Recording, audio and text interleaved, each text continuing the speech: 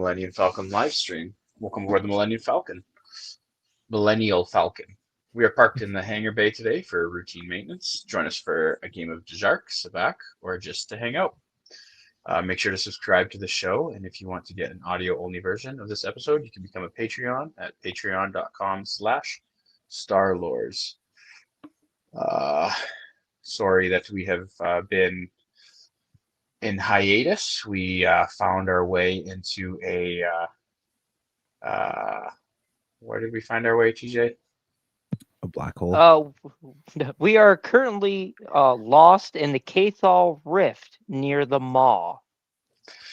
And so we just recently received our radio frequencies again. So we are back and here for your enjoyment, listening pleasures.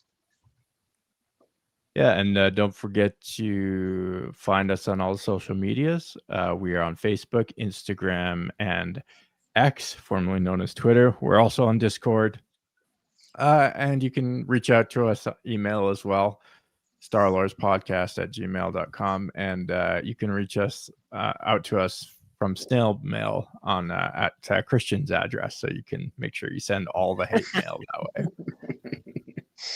This is doxing me right now. Yeah, I'll give out his address live at the very end of the episode. So you have to listen to the whole thing. And personal phone number. Yeah. Perfect. No, but right. Frankie, what do we got on the docket today? What are we talking about? All right, What's yeah. new and exciting in Star Wars. We are going to run over some Leslye Headland speaks out after cancellation of the Acolyte, some Star Wars Starfighter news, a campaign that has taken root in Los Angeles called The Hunt for Ben Solo, and finish off with just discussing some of the state of Star Wars video gaming, and then if we have time for it, we'll hit one of Frankie's beautiful hot takes at the end of the episode. Yeah, nice. Yeah, well, let's get right into it. What's going on with good old Leslye Headland, the visionary writer and producer of much Star Wars content, and former assistant to one Harvey Weinstein. Yeah. All right. So, just recently, Leslye Headland had kind of gone a little bit dark after the show's cancellation. She did a couple interviews here and there, but never directly speaking on the actual cancellation of Acolyte until just recently, within the last week, where she did an interview with I forget what I can't remember. I think it was IGN, but I'm not certain about that. No, it's some something random like article. Yeah, where she was discussing the actual cancellation, and in said cancellation, spoke about several different kind of how she saw some of the writing on the wall once some of the reviews started coming out. However, it appeared. Let me get the actual article here to get the direct quote. I had it pulled up here, but it just deleted on me. I was not surprised by the cancellation, Headland said. I think I was surprised at the swiftness of it and the publicness of it. I was surprised by how it was handled, but once I was getting particular phone calls about the reaction and the criticism and the viewership, I felt like, okay, the writing's on the wall for sure. And then, initially, definitely kind of knew what was coming down, but then the part that kind of struck out there was a couple different Reddit posts about this and that kind of stuff, was this one line here where she says how she was a fan. And so here's a direct quote. I am a Star Wars fan, which means I have always been, since the launch of YouTube, part of the Star Wars recap, criticism, lionization fandom community. These guys I've known for years and years. So when I got the information from others about what the weather report was, there was real concern from friends of mine and coworkers that saddened me. There are some of them that I respect. I'm just skipping ahead here. There are some of them that I respect and there are some of them that I think are absolutely snake oil salesmen, just opportunists. Then, of course, there are the fascists and racists. So it runs a gamut. It isn't just one thing or the other. So I think of that if you're in part of the fandom, you understand the genre and the tone of particular channels and creators. So in some ways, I wasn't surprised, and in other ways, I was disappointed. So just wanted to get your guys' take on some of that. I mean, I love like just a very prototypical Star Wars producer that we've seen for probably a good 5 years now is just the immediate like blame the fans. Blame the fan reaction content video creators. They're the problem, right? It's not the content that I make. It's the fans that are the problem. It's the reception to it. Yeah. Yeah, I love that the response was if you disagree with the direction that they went with the show, that makes you a fascist. Apparently. Everyone. So I guess a very loose definition of the term fascism. if not liking the plot of that show makes you a fascist, then long live the Empire. Absolutely. Second follow-up question here. Have any of you guys actually seen Acolyte yet? I saw the first episode. I watched the first two. Yeah. Okay. I haven't seen any yet. What Yeah. were you going to say, Christian? Oh no, just I do intend to watch it when I have enough time to justify doing so. Just for the sake of like an honest review, we're probably gonna recap it for a review episode sometime in the very distant future. But outside of that, like, yeah, it was bad enough that I just had no interest in continuing for myself personally. Like, yeah, it was one of those shows that like immediately when the trailer came out, I don't know if you guys had this response. You knew it just was not going to be good.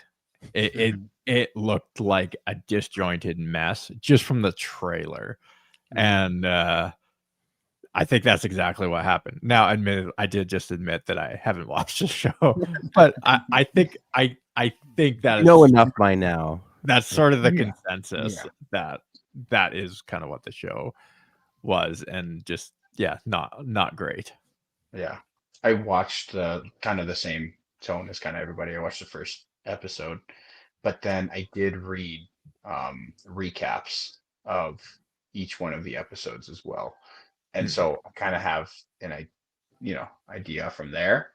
But I just kind of along the same vein. I was just like, yeah, I think you hit the nail on the head, Jordan. As soon as the trailer dropped, it's just kind of like I don't want to watch this, and it followed suit.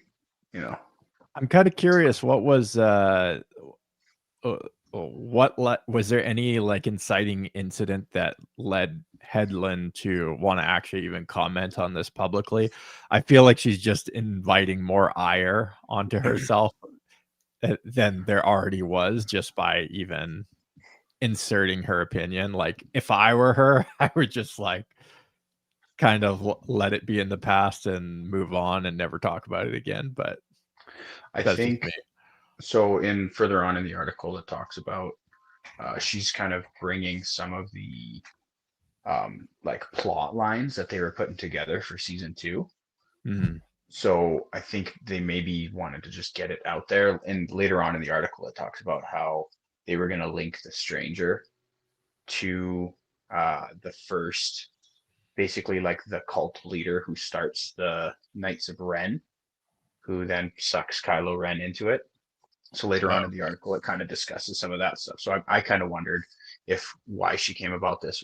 So I was thinking, and I want to get kind of your guys' thought on this, is I was thinking that maybe she's doing this as a play to spark intrigue into what story she would have wanted to release by kind of leaking some of the links into the further episode or further seasons down the road and see if there was some way to maybe potentially get a reboot out of it, just by stirring up discussion, controversy, whatever. What's that saying? Like no such thing as bad publicity or something, right? If your show's already dead, you might as well get the haters at least talking about it, and maybe That's get the, true. Yeah. put feelers out to see if there's enough vibe to get the rest of it remade. But I don't know. What do you guys think? I think they're releasing the continuity of the story in book form, if I'm not mistaken. Oh, okay. Yeah, I Um, thought there was going to be some sort of maybe sequel, but in a comic book or a novelization or something. Yeah, As so it opposed could to a be billion-dollar TV show. Yeah. yeah, it could be self-promotion for that. It could also be Headland's personal projects if she is going to be releasing anything in the near future. It's good to get your, like you said, publicity is publicity. So getting her name out there again to get to ramp up to do a new project or something. If that is the case, though, yeah, I think we should let stuff like this die, and the less it's talked about, even there was this whole pushback about like, oh, the prequels kind of had this like revitalization after all the hate that they initially received, and that never really materialized. They claimed that was going to happen with the sequel series and everything else that Disney's put out. That just doesn't happen, right? Like, it's almost like that saying where like even like lack of interest is worse than hatred, because like at least hatred you're something, but just like literally dying in obscurity and being forgotten is like the worst fate. I think especially on the internet, that is even more so true. It is better to be hated than not thought about at all. That is the far preferable state. Because yeah, people are talking about you. You drive ad revenue. You get those Google trend searches. Blah blah blah blah blah. So yeah. Nordic in the chat says, just out of curiosity and a bit off topic, but did you guys play Age of Empires growing up too? I'm playing it again, and it's such a blast. Absolutely, I did. Did you? The question is, what was the game called? Battleground. Yeah, did you play Star Wars Battleground? That's the real question. So Yeah. Which is like Age of Empires but Star Wars. But Star Wars, yeah, that was It's sick. such a good game. Yeah. Anyways, did you ever play that, TJ? Yes. Such a Not good- Age of Empires, but I did play Battlegrounds. Oh, you did? Okay. Yep. You gotta go play Age of Empires, man. They just did some re-releases for them. Yeah. I bought the re-release on Xbox. It's kind of fun. It's a little clunky playing it on my TV, but yeah, that's what worried. That's what put me off of buying it on Xbox. I'm waiting to Yeah. open my PC game and then do it that it's way. definitely better on PC. I won't lie. Anyways, we'll keep Save moving the on. gaming speech for the gaming topic. Yeah, guys. We have a okay. gaming section coming up. Okay, let's go on to the kick us off on the next topic, Frankie. Sorry, final question on the sure. Leslye Headland thing is, why are you a fascist, racist YouTuber fan? Please defend your position. I was born this way. I can't help it. All right. The next topic is Star Wars Starfighter. Have any of you guys? So Star Wars Starfighter is the next big ticket kind of Hollywood. So that's not true. So what is it? Grogu and Mandalorian is coming out. Yes. Yeah, Mandalorian Grogu is coming out in 2026, but slated. So in 2025 Star Wars Celebration, they announced Star Wars Starfighter headlined, but not headlined. I'm talking about it like it's a music festival. Sorry. Starring Ryan Gosling in the lead. And the title is Star Wars Starfighter, slated for 2027, I believe. That's what I have here. Yeah. And so the only thing that is kind of not a lot, apart from the announcement, not a lot is kind of known about the movie, apart from it is supposed to be, what's the word? It's taking place 5 years after The Rise of Skywalker and is directed by Sean Levy. Shoot, what did he do? He's done a few a few movies. Freaking iPad's not working right now. Yeah, I think he did like the Deadpool and Wolverine movie Yes, that's what it and was. Yeah, Night that's at right. the Museum and stuff. Yeah. Yeah. So, anyways, and that's basically all that's known about it. Like none of the story arc or none of the storyline or any of that is kind of known. So I just kind of wanted to get you guys' initial impressions. What have you guys heard about this movie or anything coming out with it? You guys been following it at all? Only that Ryan Gosling is supposed to be in it. As kind of a main protagonist character. It is an interesting move to get like an actual A-lister to come on to like a Star Wars film. I know like Pedro Pascal, I guess I don't know, was he a complete A-lister He's by the hot time? right now. I know right now, but like when Mandalorian first came out. Yeah, I think he was just his popularity was just Kind of starting to peak. on Like the he was in come. Game Yeah. of Thrones, but that is Yeah. semi niche. Anyways, but you didn't even see his face for the whole first season anyway. So it is interesting that they're like getting an A-lister, and it does seem like maybe a marketing move to do that. I don't know if you guys feel the same. Yeah, I 100% think it's just a marketing ploy to get interest. I mean, Disney knows they as stupid as they are, they're also not totally stupid, and they know that the franchise as a whole is in the toilet in terms of interest from the public because of what they've done, that they're looking for any way whatsoever to rekindle something. Yeah.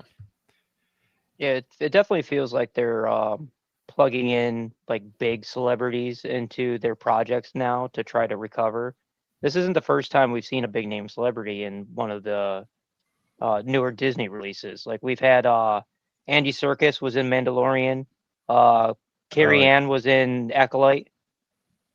Yeah, Yeah, that's true. Yeah. I know like in the prequels, obviously, Samuel L. Jackson was like a big A-lister at the time.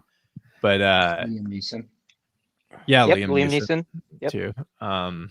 So it's not like it's totally out of left field, but this does feel like maybe just trying to, because typically for like especially the lead roles and a lot of the main characters, they usually have like very fresh faces. Yeah. And what I think is mostly actors that they don't have to pay a lot of money. So unlike totally like makes a Ryan Gosling, they're gonna have to pay him a lot of money to be in that movie. So, but who knows? I don't know. I'm more curious to see if this thing even gets made, honestly. I mean, there's already like promotional photos of it and stuff. Yeah. It's Sure, but they They're did a big saying announcement. 2027. That's yeah, like they've already just started. a little over a year away. They've already Doesn't started mean like it's- development and stuff, and I think they're set to start actually filming in like March or May or something. Yeah. I'm just I mean, it looking could online. be canceled before it gets filmed Yeah. at all, but yeah, we'll see. I'm looking Yeah, this is online. June. And there's quite a few bigger celebrities in this. It looks like Oh, is there? Mia Goth, Matt Smith, Amy Adams. Oh, I love Matt Smith. Yeah, He's a The other great one. actor. yeah, I do. I like him too, actually. Yeah. What is he in? He was like in The I do- Crown. He's in Yeah, a few I of know. movies. He has a very like distinct face. House of Okay. the Dragon, Doctor Who, Yeah. and a few things. Yeah. He sort of like gets accused of being what do they call it? Ugly hot. I would say that, yes. Yeah, 'cause I would be one of those people. he's not like conventionally attractive. He has like a very kind of unique looking face, but he's also, it's weird because he's not like exactly ugly. So I don't know. So funny. Yeah. Um, But I like, he's a good actor. He's definitely a good actor. what do you guys think about the director that they picked for this? Have you guys seen Wolverine and Deadpool? Yeah. It was good, and I'm wondering. Okay, one of the things I absolutely hated about the sequels was the like Avengers style humor. I thought was so off brand for Star Wars. Star Wars has like its own style of humor. Not to say it doesn't have humor, obviously it does, right? But it's different than like the I don't know. Yeah, And I just, no, you're right. It's like if they started doing fart gags, like in the yeah, middle. totally. Like there's a kind of humor that you associate with certain kinds of comedy or shows and stuff, and that is Mhm. So one concern I wonder if they're going to aim for kind of a more like just trying something new to just pull people in. So the director's a big Legends fan. Nordic in the chat says, "I just hope the director's a big Legends fan." I also hope that, but I'm not holding my I breath. hope that, but I highly doubt it. Especially the timeline too. The timeline they're picking for it is clearly continuing on kind of like the Ray You know, I will say this. stories I will era. say this about the film. I'm open to it. I hope it's good. You know, I'm gonna wait till I hear more and watch it and wait and see. I'm not gonna immediately trash it or assume it's terrible. It could be good. The timeline though, I'm genuinely like, I agree. I'm not a big fan of that time. I wish they would go No, prior they to should that. go back. They should go Yeah. back. yeah. Go back. And There's this whole like 5-year period where Rogue Squadron is doing some crazy ass shit. So that'd be way cooler to see than something all the way after that in this First Order era where Yeah. who knows. what's so stupid about it too is it's like the Republic is like done, but then they are gonna they're gonna try and make them like into the underdogs again. Like now, also the other thing, there was also that game. Do you guys remember Starfighter and Yes. Jedi Yeah. Starfighter? Yeah. there's a number So of Starfighter titles. Yeah. yeah, I wonder if they're gonna bring in like some gameplay-esque stuff from that. That would be kind of cool, actually. I don't know.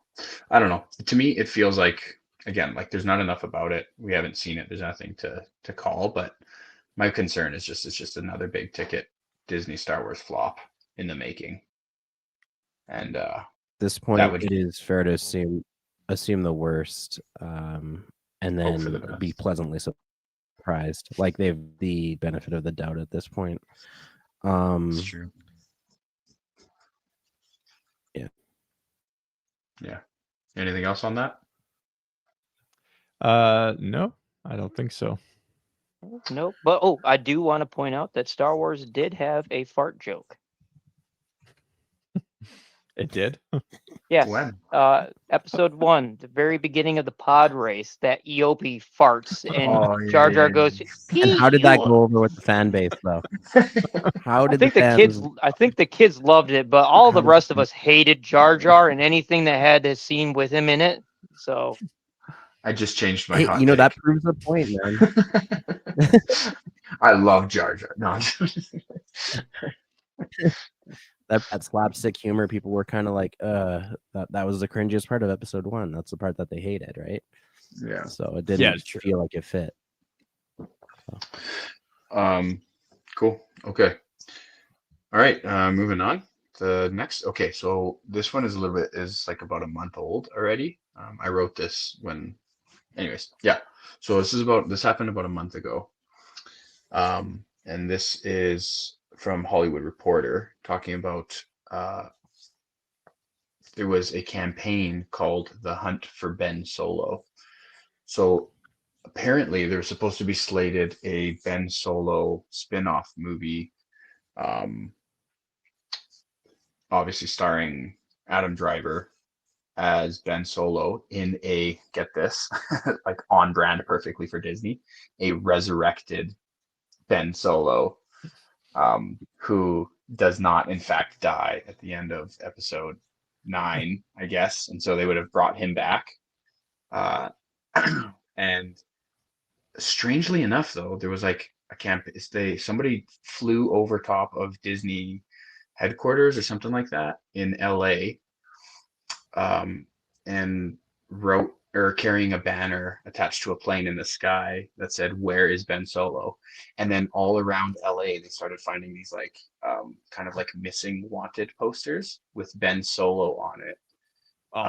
This is Yeah, and they were like, they were like, such Jordan's reaction is the only thing I wanted out of this.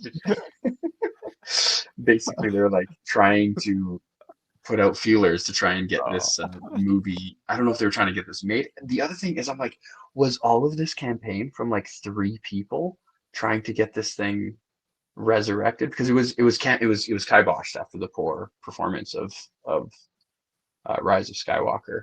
No, it was probably like Disney execs just like trying to see if they could make a little cult following or something like that. Yeah, that Apparently seems it like was a like- total astroturfing where Yeah, they're like totally pretending it's some astroturf. kind of natural grassroots. Apparently, like, it got the green light from Kathleen Kennedy. It went all the way to there, and then when it was pitched to Bob Iger was like, "That doesn't make sense. He's dead. How does this even?"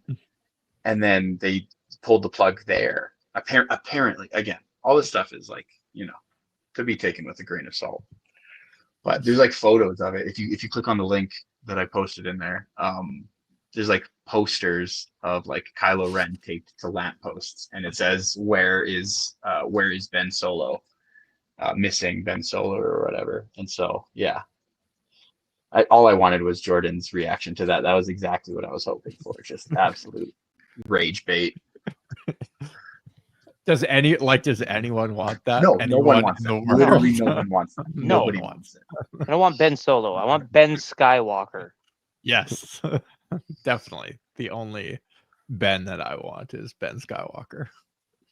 So, but why I bring this up was like, if this is the quality of like writing and movie producing and that kind of stuff, and that's kind of like in the canon or whatever, like it does not bode well for projects like Starfighter and like all of these other things. You know what I mean? Like it just hilariously enough, Jordan, the 3 questions you asked with 3 of the questions I wrote down is, do you want this? Does anybody want this? So there you go. But yeah, I don't know. Do you see, like, I guess what I'm getting at is like, do you guys see any future Star Wars hits for the next 5 years even? Like if this is the quality of storytelling they're trying to bring forward, like it does not bode well in my books. What do you guys think? no, absolutely not. I mean, I'm even skeptical that Mandalorian and Grogu will be any good, and Yeah, that's after same. the poor performance of Mandalorian season 3. Like, I haven't even seen that yet, dude. And I really liked the first episode, the first 2 seasons, maybe first season, second season was okay. I honestly, yeah, I kind of agree. I would actually be surprised if Mandalorian and Grogu breaks like 500 million, which I think they're hoping for like $1 billion or $800 million revenue film, but I don't think it's gonna happen. But we'll see. Maybe it'll be like really good, but you never know, right? But I'm kind of skeptical that it's gonna perform very well commercially. Yeah, I think they missed the boat. I think they missed because like Mandalorian and Grogu, like really, like people who had never been Star Wars people in my circle were like coming up to me and being like, Baby Yoda is so cute and so cool. Like I have family members who are like, they were like 19-year-old females at the time, and they were like, I love this show. It's so good. And I was like, you don't know anything about Star Wars, but that's cool. Like it's kind of that one meme where it's like the Trojan horse, and it's like Grogu, and he's like pulling it in, and then it's like the rest of Star Wars hidden inside the Trojan horse. Have you guys seen that meme? Yeah. Anyways, but yeah, I don't know. I think they missed the boat because I feel like that was 5 years ago. So for them to have taken this long to kind of get a movie out, I don't think it's hot the same way it was. Yeah, we'll see. We'll see what happens. Could be a good movie. I think if in the first week or 2, if sort of the feeling is it's not that good, it'll probably lose a lot of steam really quick because people won't want to pay to go see it. But if there is like a lot of buzz about it, then maybe people will pay money to go see it. We'll see. But what do you guys feel about like the overall, like just state of Disney Star Wars movies? I think the state of Disney as a whole is in big trouble if they don't start pivoting and that's like across the board. That's across like all their IPs.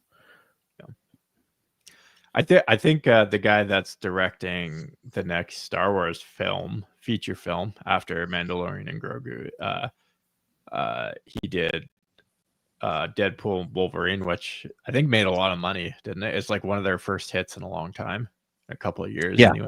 that's true. Yeah. But Yeah, Sean Levy. Yeah, we just, Sean Levy. Yeah, but it won't be enough. One hit. Every time Disney puts anything out, they're sinking billions of dollars. Yeah. So those returns 1 in 10, 1 in 50 movies. Death It's by a still not Thousand going to Cuts. save you. And in like 5 years, people will be able to make high quality Star Wars films from their computer for a fraction of the cost that what Disney puts into it. So yeah, the whole movie industry is up for a shakeup. Honestly, that goes beyond any one company. Yeah, absolutely. Yeah, but yeah, like if Disney doesn't get their costs, like they can't keep pumping out $300 million films. Like that's just not sustainable at all as a business model. Yeah. I think I've said that in the past, but I'll just reiterate it. Yeah, they got to figure out how to. I mean, really, they got to figure out how to use AI to help them make their movies. Yeah, and further to that, and kind of as a segue into the next conversation about video games, both the movie industry and the video game industry are both like going to be hit big by advancements in AI technology and just the commercial space and just so many other factors. The same problem AAA gaming is having is the same as the film industry, is that the cost to produce is becoming so obscene that they just can't make it back. It's just not worth it anymore. The cost and the time too. Like you're looking at like over a decade long for some games to get created, and by the time they even do get released, they're like super bugged and have to be updated a billion times before they actually work properly. Yeah, just look at Outlaws. Yeah. Outlaws, like Cyberpunk, obviously like the new GTA game keeps getting pushed back. And the Elder Scrolls game. Yeah, it's just nonstop, right? And then when they do pump out their annual release schedule, like Call of Duty, like the crap that comes out by the end of that cycle, it's just people aren't interested in it. Yeah. So the next few years is going to be very interesting for the entirety of entertainment as a whole. Yeah, it will be.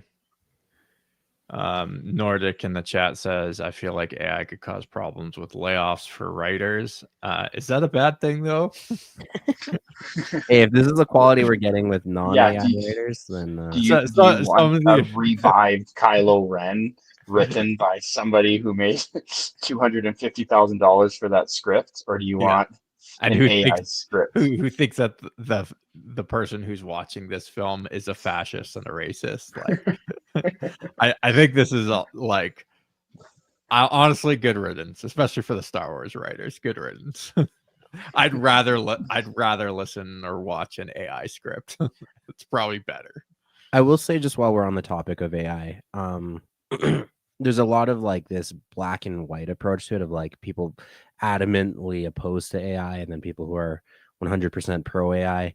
I think the end of the day, it's ultimately like, regardless of how you feel, it is going to take over, because as we just said, cost cutting measures are now like a life or death situation for a lot of creative industries. And the other thing is that what they need is people who can use AI as a tool more so than to rely 100% on AI or to ban AI completely. I think there's somewhere in the middle that will ultimately be where all this kind of dust settles, where you'll have a smaller team of artistic and creative individuals who will learn to use AI as a tool to supplement what their abilities already are. So instead of a whole writing staff, you have 1 or 2 key writers, and as long as they're kind of controlling these tools rather than completely throwing their brains out too and just letting the machine run the entire operation, because a lot of AI quality stuff isn't quality too. I don't think the technology is quite there, and it is very resource intensive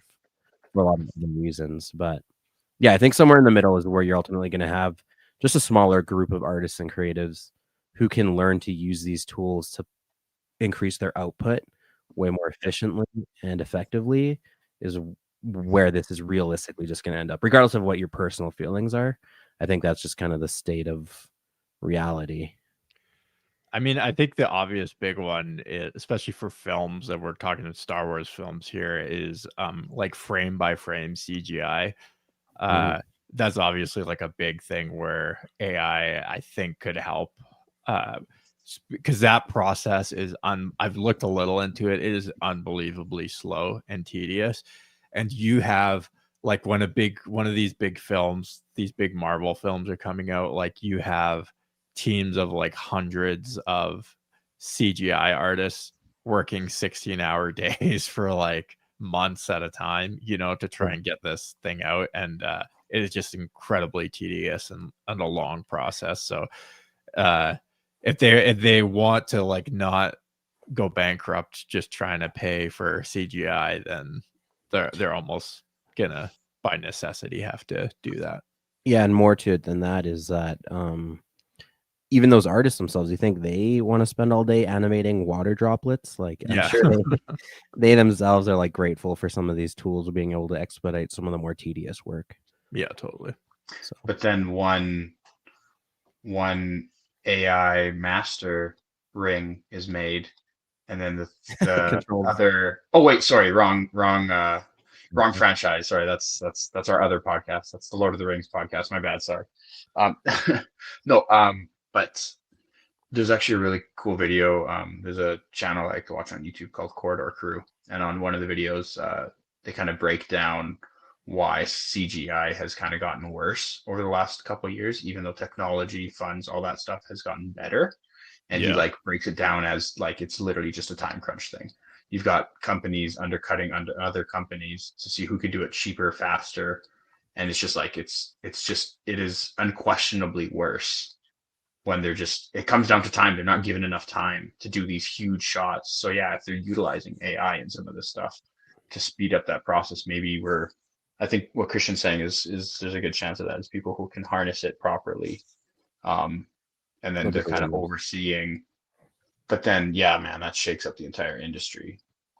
I've also heard on that note too, as a little rabbit trail, I've also heard that a lot of the talent has left the CGI animation space, and the people who are really good and really efficient at it. So like a lot of the people who worked on the early Pixar films have now quit, and a lot of them cite like burnout because they get worked crazy hard whenever they work on a project. And so now they're hiring like a lot more younger, less experienced people who don't know what they're doing as much, and they're just getting worse output, Interesting. because of that. Yeah, apparently there's a real talent glut in the CGI space as well. So again, caveat, I'm not familiar with that world in any way, shape, or form, but that's just a couple things I've sort of read in passing, but take from it what you will. Yeah. And that kind of just leads into the sorry, sad state of like Christian said earlier, kind of leading into this, just the sorry, sad state of the Star Wars games industry as well, man. Like Outlaws, absolute flop. I'm torn. So I played the Jedi Survivor games. Is it Jedi Survivor? Is that the franchise? I can't remember what it's called. I think it's just Jedi because it's Fallen Order and just Survivor. Jedi. Fallen Order and then Survivor. Yes. Yeah, they were good, man. Those were both of them. Both of them were like really cool, good games. But like I would even say, yeah, I didn't play Outlaws. It just looked it had all of the problems that we kind of discussed earlier. And like there was one game that was announced, Echo, I think it's called. What is that called? Let me pull it up right now.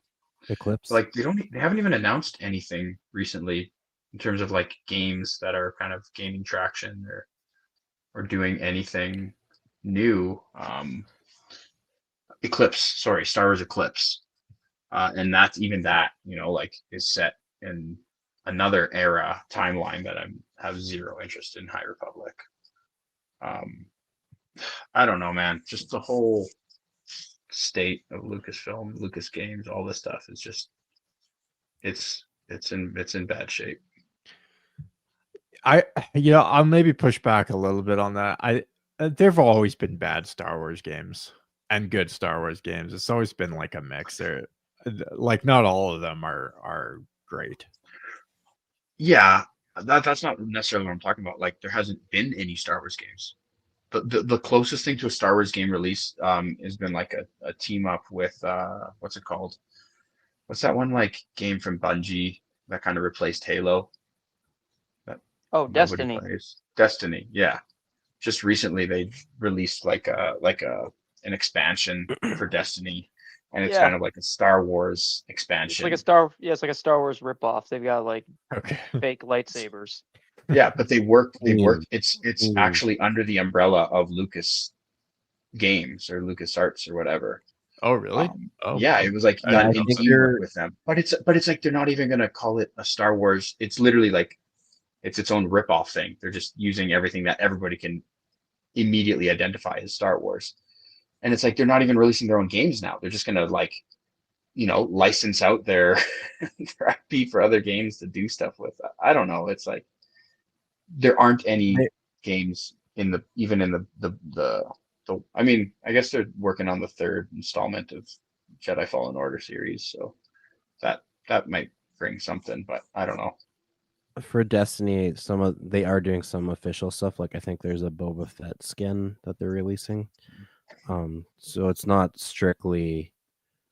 It's called Renegades as the expansion. Yeah, they have a couple of Mandalorian skins. It looks like, so it's not strictly like an off-brand thing, but yeah, it is just a supporting element to another game. They did also Star Wars crossover with what's that? Fortnite. Yeah. But again, Yes. not a standalone Yeah, that's Star all. Wars game. Yeah.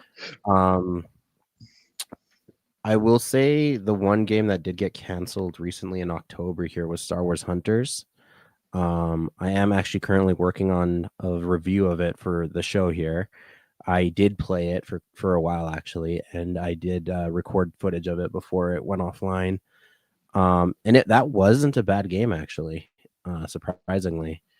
Yeah. I enjoyed it for what it was. I played it on my phone. It was mobile. What kind of game But was it just didn't generate enough interest. It was like a hero arena shooter, so something like Oh, cool.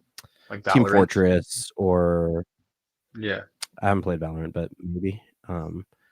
Yeah, but like Rainbow Team Fortress Six is the one that I'm Siege. familiar with. Okay. Yeah. Yeah. Like you have all different characters, and they each have like a Yeah. class type, Yeah. and Their own you abilities. go head to head. Yeah. They had some cool, interesting character designs. I'll save a lot of my talk for our video game review, but Maybe that'll. it wasn't a bad game. It live just stream. failed to generate interest for whatever reason. Are there any games you guys would like to see? Are there any like? A remaster of Battlefield. But the original, Battlefield 3, possibly? I'd like to see a decent Star Wars RTS come out. Talking about Battlegrounds, man, I'd kill for like a modern updated Battlegrounds. That's what Yeah. I meant to say. RTS. Yeah. I will say that I saw a fan version of Helldivers as clone troopers, and I think that would be that would be fantastic. so fun. That would be so Yeah. sick. That's kind of cool. I would like to see like a console version of Old Republic, something like KOTOR but multiplayer. Oh yeah. Isn't that still going on? Knights of the Like Old Star Wars Republic Online. Oh yeah, I've got Old Republic on my laptop, but like I can't play that on my for Xbox. console. Yeah, Yeah, for totally. console, yeah. something Oh, like yeah, that for no, yeah. console. Yeah, that'd be Yeah, fun. That'd be sweet. And they can too. Like something like Conan Exiles works for console. There's no reason they wouldn't be able to like increase their player base if they ported it. Yeah. There's two games I would love to see. One as a so two of them could be reskins. So Republic Commando, one of my all-time favorite, not just Star Wars games, but like one of my favorite games. Republic Commando reskin would be so sick. And then do you guys remember Star Wars Bounty Hunter for like GameCube? Yes, but I never got to play that. Yeah, that game was so sick.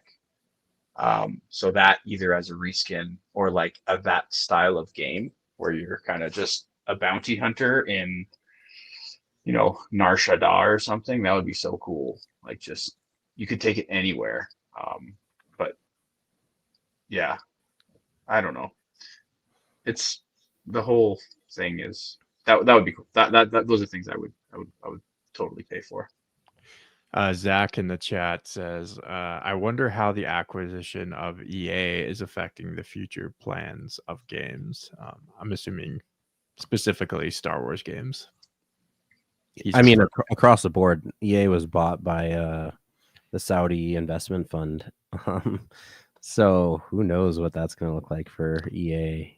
Could we see some Arab coded aliens enter the Star Wars universe? That'd be fun. Because that went over so well with episode 1. Right. Ethnically coded aliens. No, I am curious what that acquisition is going to look like in terms of like censorship and all kinds of stuff. EA as a company is pretty garbage, so I wonder if they're going to do like a big purge, or if they're going to keep a lot of their senior people on and just kind of carry on as usual, and you might not even notice really the difference behind the scenes, maybe again with more subtle type of censorship. But at this point, EA kind of deserves whatever happens to them, to be honest. Man, I suspect. Tell us how you really feel, Christian. No, we gotta have to start the podcast again from ground zero if you want the whole spiel on. I suspect they'll keep making just whatever makes money.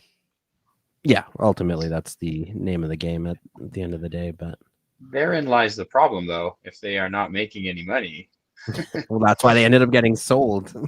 Yeah, I have a friend, a really close friend, and he was talking about how I don't know. This is not any of the topics I've got kind of here, but he was talking about how he thinks Disney is genuinely too big to fail. And when you look at all of because they spent, I don't know, all of the 2010s just buying up IP. When you look at all of the networks that's under them, it's like, sure, maybe Lucasfilm is failing, maybe even Marvel is failing at this point now, but all of the other brands and they own everything. Hard disagree. If you had said that 5 years ago, I would have been, yeah. I was kind of actually angry and kind of scared about what the future is going to look like with what looked like an unstoppable juggernaut. But I'm at the point where like we know these companies can bleed. The only thing, as long as the government doesn't step in to bail out companies like Disney, they're not too big to fail. They're actually struggling. There's been like massive problems with their parks. There's been problems, obviously, like we said, with film studios, with games. It's not like all these big entertainment Goliaths. We feel like they're too big to fail, or at least, again, I felt like that 3, 4, or 5 years ago. But now I think what they were able to do and what they tried to do is over leverage themselves by purchasing up all those IPs because they thought they could grow infinitely. And at the end of the day, they're also realizing that they can't. I think there has been talks about Disney selling off some of those IPs just to make back something. Really? Yeah. So I will also say, and I follow kind of markets a little bit, and I just looked up here. Disney's market cap is 188 billion, which honestly isn't even that big in the grand scheme of things. They're way smaller than a lot of other firms, even a lot of banks. It's not like in the terms of the wider economy that if Disney fell, that it would cause some sort of like ripple effect throughout the economy that would collapse the economy. I just don't see that happening with the size they are now. And Disney is also the other point to that is Disney would be an easy company to just part out and to sell off all the assets. where that a lot of the assets would still be valuable to other companies that'd be interested in buying them. All that IP, right? So even the theme parks and stuff like that, if Disney actually did fail, they'd just sell the theme parks and some other company would buy them and probably still call it Disneyland or whatever. You know, I don't agree with that assessment that they're too big to fail, but interesting thought experiment. Yeah, in 2021, their stock kind of peaked, but it's dropped quite significantly since then. I'm just looking at their thing. A lot of companies in the streaming space, their stocks have all dropped with Disney. So yeah, like you got to remember, like Nvidia is worth $4 trillion. Apple and Google are like $3.5 trillion, right? Like they are like in the same category. Yeah, they're like 10, 15 times bigger max, than Disney is. Yeah. So you think Christian Moore, it'd be, if they were to go kind of under, and if they're actually struggling, it is kind of that more death by 1,000 cuts. If they just keep putting out flop after flop, eventually it'll catch up. Yeah, exactly. Like they are over leveraged, and a lot of these companies are their prices are inflated and stuff. It's just it's a waiting game. It's a matter of time before you even see the bleed. Obviously, internally in their board meetings and stuff, they've got months behind you where they're like, "Oh man, this is not good. Our projections are not good," but you won't even know about it as an outsider until like even years after those conversations have happened. Yeah. So, and that's even like that's with a lot of finance companies too.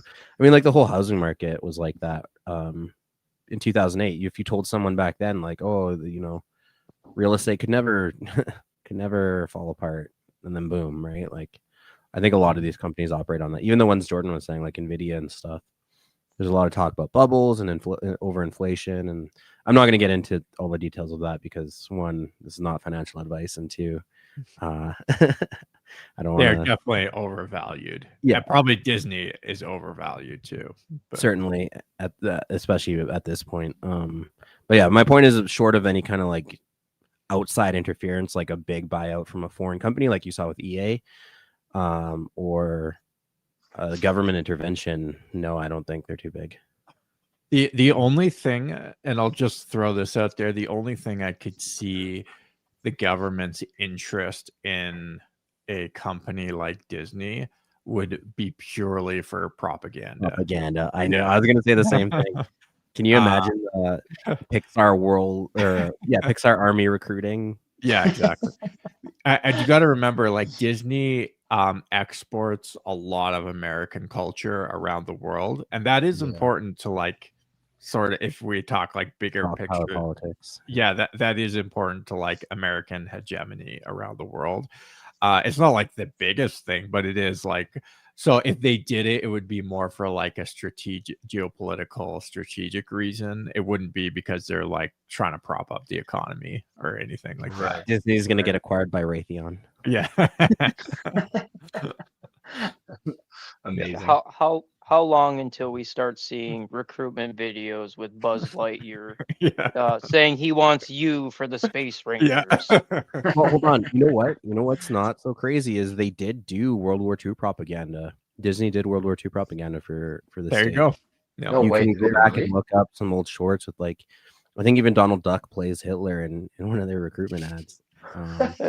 Also, another fun fact is Werner von Braun. He was one of the early heads of NASA, and he was a top Nazi scientist in the Nazi regime during World War II, and he was caught up in Operation Paperclip, and he was very good friends with Walt Disney.